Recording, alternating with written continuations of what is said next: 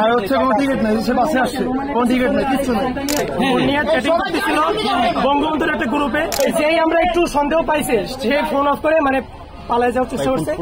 মানে সে একদম আওয়ামী লীগের যে কর্মী, এটা আপনারা ফোন দেখলে বুঝতে পারবেন।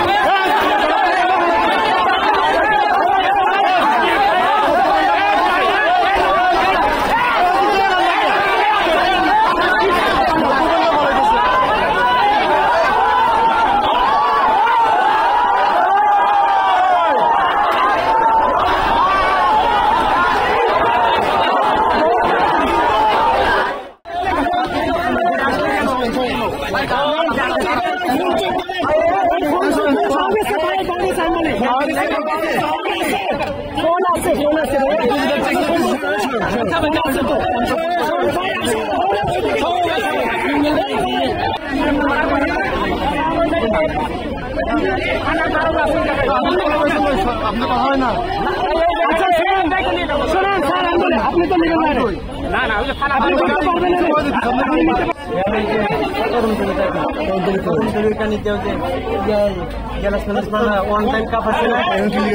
এমনিতে দেখতেছি আমি আর কিছু করে না, এমনি দাঁড়িয়ে দেখতেছি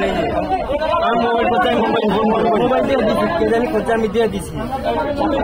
ফোনটা গেছে বাই করতো দিদিকে তো ফোনটা গেছে এমনি কি কেমন আমি আইছি এমনি নামছি যাবো এগুলো তাই ব্যাক করো তুই যখন গেছিস খালি আজকে গেছি, মানে গেছি কালকে খালি হয়েছিস তুমি কোনো জামার ফোন নেই, কিচ্ছু নাই।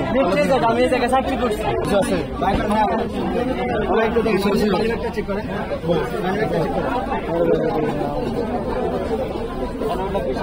হয় নাকি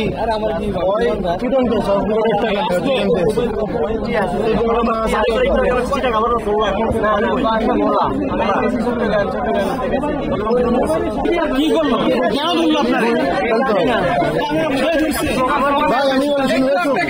বললো আমরা তাকে এখানে পাইছি, তার হচ্ছে কোনো তথ্য সঠিক নেই।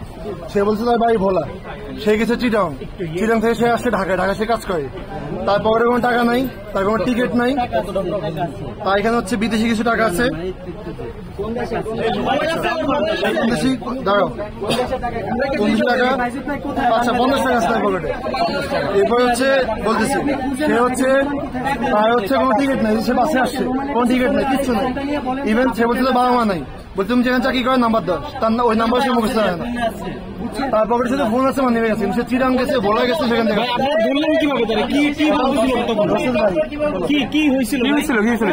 ভাই সে ছিল তার ফোন নিয়ে, ঠিক আছে, ফোন নিয়ে চ্যাটিং করতেছিল বঙ্গবন্ধুর একটা গ্রুপে, ওইটা নিয়ে চ্যাটিং করতেছিল।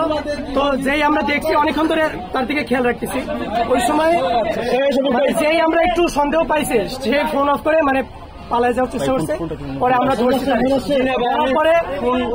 ফোন আমরা যেহেতু ফোনটাই হলো প্রুফ আমাদের কাছে, ফোনটা আমরা আমাদের কাছে রাখছি, ভিড়ের কারণে একটু আসতেছে, এখনই আসবে, আসার পরে আপনারা দেখবেন।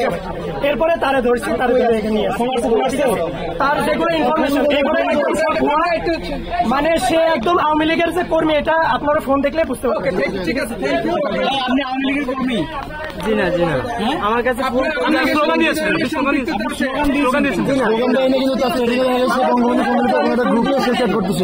আমরা তাকে কোনো হয়রানি করি না, আমরা তাকে পুলিশের তুলে দিব, আমরা তার ফোন এবং কাকে আমরা পুলিশের তুলে দিব, পুলিশ ইনভেস্টিগেশন করে তাকে ছেড়ে দিবে নাকি রাখবে সেটা পুলিশ।